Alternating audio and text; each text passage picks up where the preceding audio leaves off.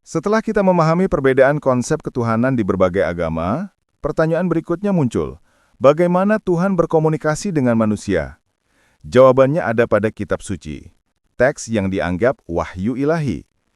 Namun setiap agama memiliki kitab suci dengan cara pewahyuan dan proses transmisi yang berbeda. Dan disinilah menariknya, bagaimana kita bisa tahu mana wahyu yang benar-benar dari Tuhan dan mana yang sudah bercampur dengan tafsir manusia. Mari kita lihat satu persatu. Dalam Hindu, kitab sucinya disebut Weda, artinya pengetahuan. Weda dianggap sebagai Sruti, wahyu yang didengar oleh para maharishi, bukan ditulis oleh manusia biasa.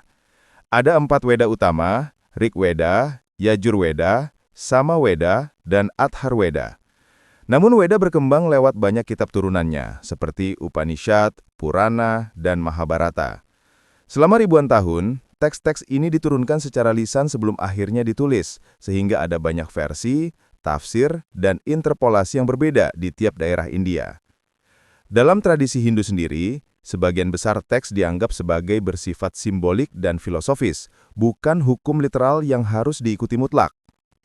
Buddhisme memiliki Tripitaka atau 3 keranjang, Vinaya Pitaka, aturan moral, Sutta Pitaka, ajaran Buddha, dan Abhidhamma Pitaka, filsafat. Namun Tripitaka baru ditulis beberapa abad setelah wafatnya Siddhartha Gautama. Selama itu ajaran disampaikan secara lisan, membuat perbedaan versi muncul antara aliran Theravada, Mahayana, dan Vajrayana. Jadi Buddhisme lebih menekankan kebijaksanaan praktis daripada wahyu dari Tuhan secara langsung. Agama Yahudi memiliki Taurat, bagian pertama dari Tanah. Kitab ini berisi hukum, sejarah, dan nubuat yang diturunkan kepada Nabi Musa. Namun menurut para ahli teks, naskah Taurat modern berasal dari gabungan 4 sumber, yaitu Yahwist, Elohist, Priestly, dan Deuteronomis, yang disusun beberapa abad setelah Musa. Selain itu, selama penawanan Babilonia dan periode pasca pembuangan, banyak revisi dan kanonisasi dilakukan oleh para rabi. Meski tetap dihormati, proses panjang ini membuat keaslian naskah awal sulit diverifikasi. Dalam tradisi Kristen, Injil atau kabar baik berpusat pada kehidupan dan ajaran Yesus. Namun tidak ada satupun Injil yang ditulis langsung oleh Yesus. 4 Injil resmi, Matius, Markus, Lukas, dan Yohanes, baru disusun beberapa dekade setelah penyalipan, dan terdapat puluhan Injil lain yang tidak diakui gereja. Fakta ini menunjukkan bahwa proses pembentukan Alkitab melibatkan keputusan manusia dan lembaga keagamaan. Lalu bagaimana dengan Al-Quran? Islam memandang Al-Quran sebagai wahyu langsung yang diturunkan kepada Nabi Muhammad melalui malaikat Jibril selama 23 tahun. Al-Quran dihafal oleh banyak sahabat dan ditulis pada masa hidup Nabi. Kemudian pada masa Khalifah Utsman, mushaf disatukan dan disebarkan ke berbagai wilayah Islam, sementara salinan-salinan lain yang berbeda dibakar untuk menjaga keotentikan teks. Sampai hari ini, Al-Quran dibaca dan dihafal dalam bahasa aslinya tanpa perubahan satu huruf pun. Bahkan penelitian filologi modern tidak menemukan perbedaan substansial antara manuskrip kuno dan mushaf modern. Sekarang bagaimana kita menilai kitab-kitab ini secara ilmiah? Berikut 4 standar objektif keotentikan wahyu. 1. Keterjagaan teks. Wahyu sejati harus memiliki transmisi yang jelas dan terjaga dari perubahan besar. Jika teksnya banyak versi atau disusun lama setelah pewahyuan, maka keasliannya lemah. 2. Bahasa wahyu tetap utuh.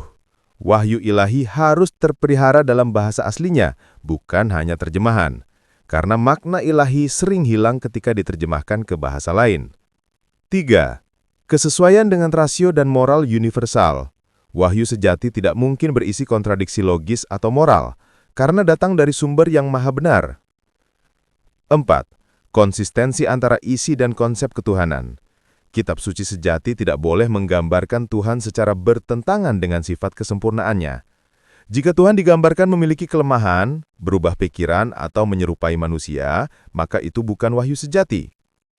Berdasarkan standar ini, kitab Hindu dan Buddha mengandung kebijaksanaan besar, tetapi bersifat filosofis dan alegoris, bukan wahyu langsung dari Tuhan. Taurat dan Injil memiliki nilai sejarah dan moral yang kuat, namun telah mengalami proses penyusunan manusiawi. Sedangkan Al-Quran menampilkan keunikan luar biasa, wahyu langsung, teks terjaga, bahasa asli tetap hidup, dan konsisten dengan konsep Tuhan yang esa dan sempurna. Maka, mencari kebenaran bukan berarti menolak warisan spiritual yang lain, tetapi mengenali wahyu sejati di antara teks-teks yang lahir dari sejarah manusia. Dan itulah langkah pertama menuju penemuan kebenaran yang mutlak. Di episode berikutnya, kita akan membandingkan sistem ibadah dan etika sosial dalam masing-masing agama. Bagaimana ajaran tentang Tuhan dan wahyu diterjemahkan ke dalam tindakan nyata manusia. Jangan lupa like, share, dan subscribe agar tidak ketinggalan lanjutan pencarian ini.